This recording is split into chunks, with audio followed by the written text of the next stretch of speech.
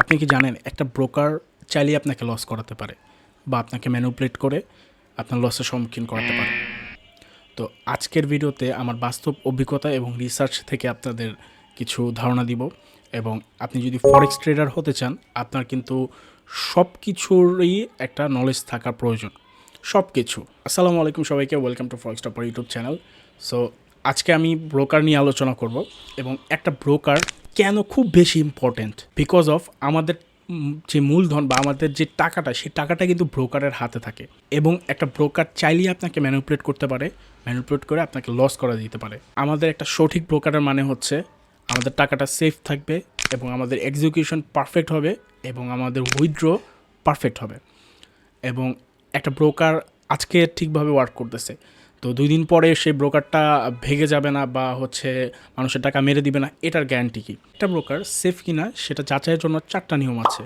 প্রথম হচ্ছে রেগুলেশনের ভিতরে এফসিএ, এএসআইসি, সিওয়াইএসইসি এবং এফএসসিএ এর আওতায়ভুক্ত কিনা। সেকেন্ড হচ্ছে ট্রান্সপারেন্সি, যেমন হচ্ছে তার অফিস বা তার লাইসেন্সের ডকুমেন্টস এবং হচ্ছে সেই ব্রোকারের সাথে কন্ট্যাক্ট করার জন্য কোনো কন্ট্যাক্টের মাধ্যম। নাম্বারটা হচ্ছে withdrawal speed and last one is execution quality and spread charge. এখন আমি 5টা ব্রোকার নিয়ে আলোচনা করব এবং কোন ব্রোকার কী কী ফ্যাসিলিটিস আমাদের দিচ্ছে সেটা আমরা জানবো। অ্যাট ফার্স্ট আমরা সব থেকে পরিচিত এক্সচেঞ্জ নিয়ে আলোচনা করব। এক্সচেঞ্জ খুবই দ্রুত উইথড্রল দেয়, স্প্রেড চার্জ কম, কপি ট্রেডিংয়ের অপশন আছে, হাই লেভারেজ ইউজ করা যায়। এবং আমি যে 4টা নিয়মের মধ্যে সর্বপ্রথম নিয়মটা বলেছিলাম রেগুলেটেড কিনা, হ্যাঁ, এই ব্রোকারটা 4টা কোম্পানির ভিতরেই আওতাভুক্ত আছে। ট্রান্সপারেন্সি, আপনি চাইলে কন্ট্যাক্ট করার অপশন আছে এবং ওদের ডকুমেন্টসও আছে এবং ওদের এক্সিকিউশনও কোয়ালিটি বেস্ট। এই ব্রোকারটা বিশেষ করে স্ক্যাল্পার এবং গোল্ডে যারা ট্রেড করে তাদের জন্য বেস্ট। তবে এই ব্রোকারটাও কিন্তু আমাদের ম্যানিপুলেট করে থাকে এবং অনেক টাইম ম্যানিপুলেটিং করে লস করে থাকে। তো ম্যানিপুলেটিংয়ের যে সিস্টেমটা বা কীভাবে আমাদের ম্যানিপুলেটেড করে থাকে সেই ব্যাপারে আমি ভিডিওর শেষ প্রান্তে আলোচনা করব।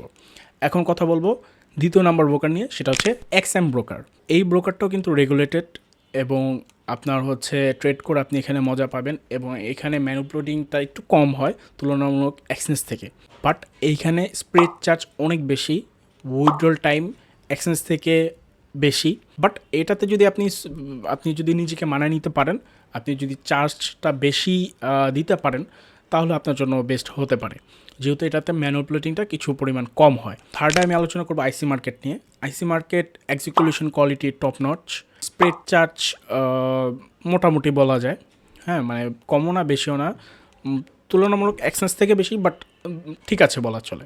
এইটাতে ডিপোজিট অ্যান্ড উইথড্রলটা খুবই কঠিন একটা বিষয়। তো এইটা একটা প্রফেশনাল ট্রেডারের জন্য বেস্ট হতে পারে। এটাও ম্যানিপুলেটিংয়ের পরিমাণটা কম এবং কম মানে হয় না বললেই চলে অ্যাকচুয়ালি। তো এইটা হচ্ছে মেইনলি প্যারাটা হয় হচ্ছে আপনার ডিপোজিট উইথড্রলটা নিয়ে, আর হচ্ছে চার্জটা একটু বেশি। ডিপোজিট উইথড্র নিয়ে যাদের প্যারা হবে না মনে করে তারা আইসি মার্কেটটা চুজ করতে পারেন। ফোর্থ আমি কথা বলবো এফএক্স প্রো নিয়ে। এফএক্স প্রোটা হচ্ছে আপনার লাইসেন্স খুবই শক্তপোক্ত লাইসেন্স। এইটাও হচ্ছে ডিপোজিট উইথড্র আমাদের বাংলাদেশের জন্য বেশি একটা সুইটেবল না বা একটু হার্ড বলা চলে। তো আপনারা যদি ম্যানেজ করে নিতে পারেন তাহলে আপনাদের জন্য এফএক্স প্রোটাও বেস্ট হতে পারে। এবং এফএক্স প্রোটা বেশিরভাগ মানুষ হচ্ছে সেফ ট্রেডার যারা আছে, অর্থাৎ আপনার হাজার বা লক্ষ ডলার যারা ডিপোজিট করে ট্রেড করে, তো তারা মূলত হচ্ছে এই এফএক্স প্রোটাকে চুজ করে নেয়, যেহেতু এটা লাইসেন্সটা খুবই শক্তপোক্ত। তো এইটা হচ্ছে সেফ ব্রোকারদের জন্য বেস্ট হবে। 5 নাম্বার যে ব্রোকারটা রয়েছে সেটা হচ্ছে রোবো ফরেক্স। আপনাদের সাজেস্ট করব না বললেই চলে, কেননা এটাতে রেগুলেশন কম, এটাতে আপনার বোনাস প্লাস ভিপিএস অনেক বেশি, অর্থাৎ অনেক পরিমাণ আপনি বোনাস পাবেন এবং এইটাতে আপনাকে চাইবে যে আপনার সব ধরনের ফ্যাসিলিটিস দেওয়ার, বাট এটাতে রেগুলেশন কম। বাট ভবিষ্যতে কোনো দিন যদি এটা রেগুলেশন আপনার ভালো হয়, হ্যাঁ, 4টা কোম্পানির আওতাভুক্ত থাকে, তো দেন হচ্ছে আমরা এই ব্রোকারটা চুজ করতে পারি, যেহেতু এই ব্রোকারটা বোনাসটা বেশি দিয়ে থাকে এবং এটাতে তুলনামূলক চার্জও কম থাকে, এক্সিকিউশন কোয়ালিটি মোটামুটি বলা চলে। আর ডিপোজিট উইথড্রটা আমার এটা ট্রাই করা হয়নি, সো এটাতে আমি ওরকমভাবে আমি বলতেও পারতেছি না। এই ব্রোকারটা মূলত ছোটোখাটো ট্রেডার যারা আছে বা যারা বোনাস হান্টিং করতে পছন্দ করে তাদের জন্য বেস্ট হতে পারে। এবার আলোচনা করা যাক একটা ব্রোকার কীভাবে আমাদের ম্যানিপুলেটিং করে থাকে বা একটা ব্রোকার কীভাবে আমাদের লস করাতে পারে। বাস্তব অভিজ্ঞতা আমার এরকম একবার হয়েছে যে 3টা ক্যান্ডেল পরপর 3টে ক্যান্ডেল ট্রেডিং ভিউতে স্পষ্ট দেখাচ্ছে, বাট এক্সচেঞ্জে হচ্ছে ডাইরেক্ট ক্যাপ আপ দিয়ে মার্কেটটা উপরের দিকে নিয়েছে। বাট ট্রেডিং ভিউতে প্রত্যেকটা ক্যান্ডেল কিন্তু আমি দেখতে পাচ্ছি যে ক্যান্ডেলটা কী পরিমাণ সাইজ হয়েছে বা কী পরিমাণ অবস্থায় আছে, বাট অন্যদিকে এক্সনেস টোটালি গ্যাপ আপ নিয়ে নিছে। সো এটা কিন্তু বিগ একটা ডিফারেন্স, তাই আমি এটা নিয়ে আলোচনা করছি। এছাড়া প্রায় সময় আমি দেখি এক্সনেসের যে ক্যান্ডেলের মুভগুলো থাকে এবং ট্রেডিং ভিউ যে ক্যান্ডেলের মুভ থাকে প্রায় সময় হচ্ছে ম্যাচ করে না, অর্থাৎ ও হচ্ছে বেশি ফ্লাকচুয়েশন দেখায় এবং বেশি মুভমেন্ট দেখায় এক্সনেসে, মানে ম্যানিপুলেটিং করা ট্রাই করে অ্যাকচুয়ালি, এটাই হচ্ছে সিস্টেম। এবং ট্রেডিং ভিউতে দেখবেন যে নর্মালি হচ্ছে মুভ করতেছে। সো এটা হচ্ছে যারা একদম অনেক বছর ধরে আসেন বা একদম সব কিছু নিয়ে রিসার্চ করেন তারাই আসলে এগুলো হচ্ছে ক্যাচ করতে পারছে। আরেকটা নোটিসেবল ব্যাপার হচ্ছে আমার যেখানে এসএলটা ছিল সেই এসএলে হচ্ছে আপনার ও একটা শ্যাডো ফালায় এক্সনেসে, শ্যাডো ফালায় যেটা কিনা আপনার প্রাইস থেকেও মনে করেন ডিফারেন্ট হয়ে যায়। অর্থাৎ প্রাইস যদি আপনার 900-তে ছিল তো 901 পর্যন্ত যায়, কারণ আমার এসএলটা 900 পর্যন্ত ছিল, ওই একের জন্য নিয়ে হচ্ছে আমার এসএলটা নিয়ে উপরে যায়।